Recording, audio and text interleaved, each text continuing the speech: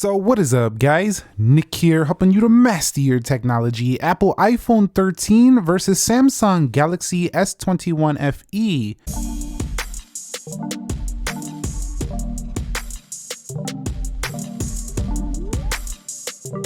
5G boot up test. Now, both of these are 5G phones. The Apple iPhone 13 does feature Apple A15 Bionic chipset. It's coupled with 4 gigabytes of RAM, and then this one over here has 6 gigabytes of RAM, which is a little bit on the lower side for a Samsung phone, but this is the FE version. This is not your S series, and you see the iPhone 13 says, "Sit down, Galaxy S21 FE. I'm gonna boot up a little bit quicker." So the iPhone with the win on the boot up test. Okay, and I do want to quickly talk about the biometrics. Unlocking these two is very good. On the iPhone, it's very fast. You know, you have the Face ID. It's been around for a while, so it responds to really good angles.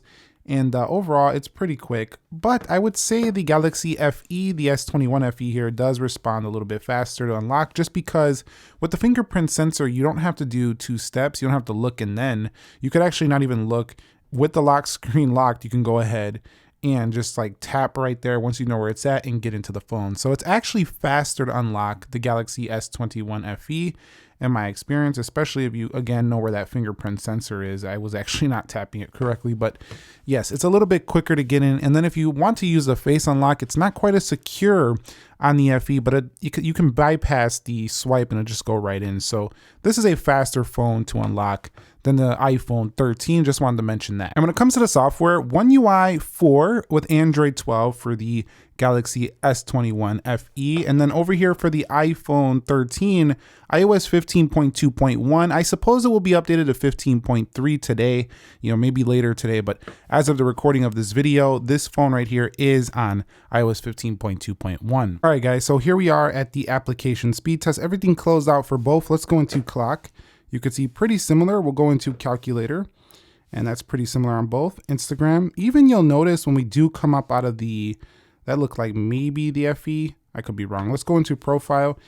The gestures when you come home is actually quite similar, but you'll see in the sky here, look at the blue. It's a more vibrant display as always with Samsung. We'll go into Amazon. They're usually the more saturated phone. You'll see right there, we do have the S21 FE winning that one out. We'll go into weather, and that looked like a pretty close one. Let me know which one won that one down below. We'll go into Play Store, App Store.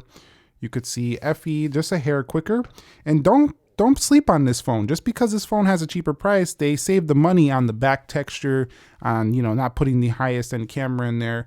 But they did give you a juicy display, and that goes to the FE. And they gave you a very fast Snapdragon 888 CPU plus 120 Hertz. Let's go into the Twitter, and you can see that's faster for the FE. We'll go into profile, and you'll see that's gonna be to the FE. We'll head up out of there. We'll go into eBay, and that opens first on the right. So overall, the FE feeling a little faster just navigating regular day-to-day apps. Then the iPhone says, what are you talking about, Nick, bro? Not today. But then the FE comes right back right there. We'll go to computers and tablets. Overall, navigating both pretty good. I will say, though, that the general OS, I have ran into a few more that was asking for location. Let's go ahead and reopen ESPN on both.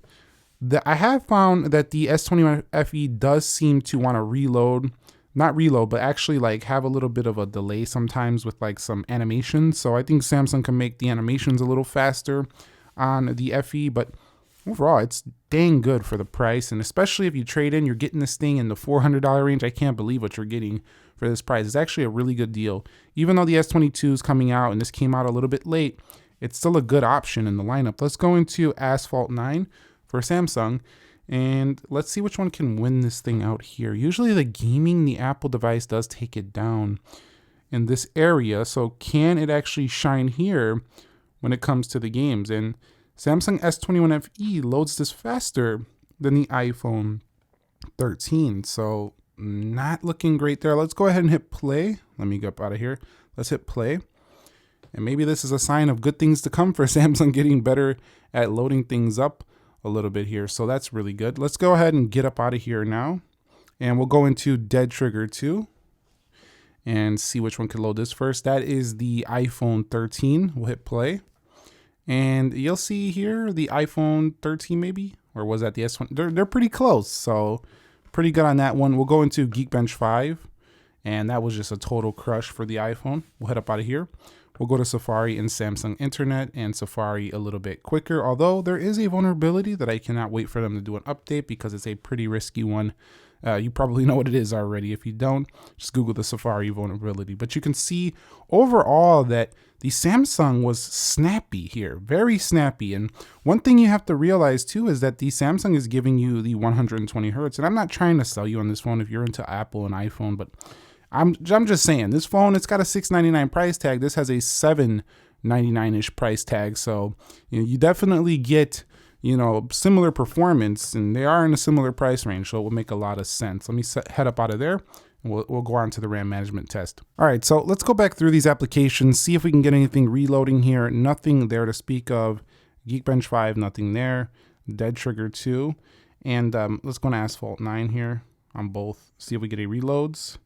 Nothing there. We'll go to Crossy Road, and that's pretty good to go. About the same on both. ESPN, similar. We're going to Best Buy. No reloads there. eBay, no reloads there. Twitter, and slightly slower on the Samsung on that one. We'll go into Groupon, a little bit slower there. Actually, I think that went back to the home because we were actually in the Chicago section right here. That might have been back to the home on the S21 FE. Let's go into the App Store, Play Store. Very good there. We'll go into the weather, Amazon.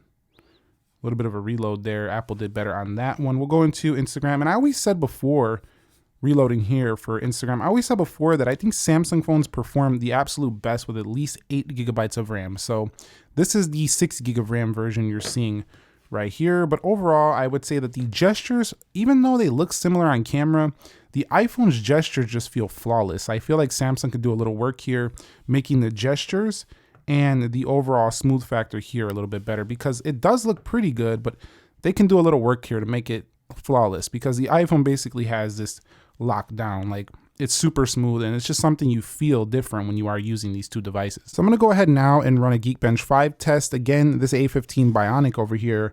On this device, you are looking at the Snapdragon 888. It's a 4-core, it's actually an 8-core GPU, and this does have the 5.24 gigs of RAM, Adreno 660 GPU on a 1080p display. This one's clocked in at 3.23 gigahertz, and it has 4 gigabytes of RAM. So I'm gonna go back to the benchmark. I'll go to CPU benchmark here. We're gonna run these CPU benchmarks, which really kind of test them, and we'll be back when they are done. For some reason that doesn't want to run. There it goes. So I'll be back when they are done. And here are our final Geekbench scores, and you could see that the Samsung is pretty solid for an Android device here, but this iPhone still has the more powerhouse chipset.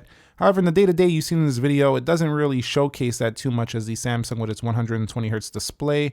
Its smooth overall software, One UI 4, Android 12, still ran very good. The multi-core score, an impressive 4666, but over here 3023, not bad on the FE. But iPhone 13, I just feel like the S21, the regular edition, and the Plus, maybe the Ultra, and maybe the S22 coming up, is more on the level of the 13 series of devices. The Samsung feels a slightly less performance oriented in my experience. However, it's still very good, and the display is actually, it's smoother than the iPhone, but sometimes the actual software and the gestures don't feel as smooth as iOS. So it's like you have to trade something. Do you want the smoother 120 hertz display on this Samsung device, and you can deal with a little bit of, janky gestures here and there?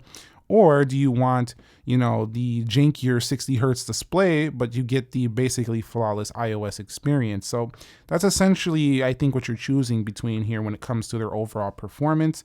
I think this is an interesting speed test because both of these are in a similar price range, and you might be asking yourself which one to get.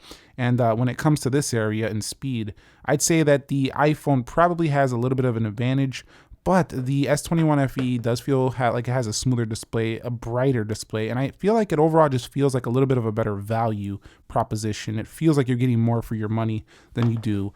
But the iPhone, regardless of its very good iOS performance, plus you're going to get around 3 to 4 years of updates on that as well. So let me know your thoughts. If you want to see a more of a full comparison, drop it down below in the comment section of this video. I'm also going to test out the camera speed before we get up out of here.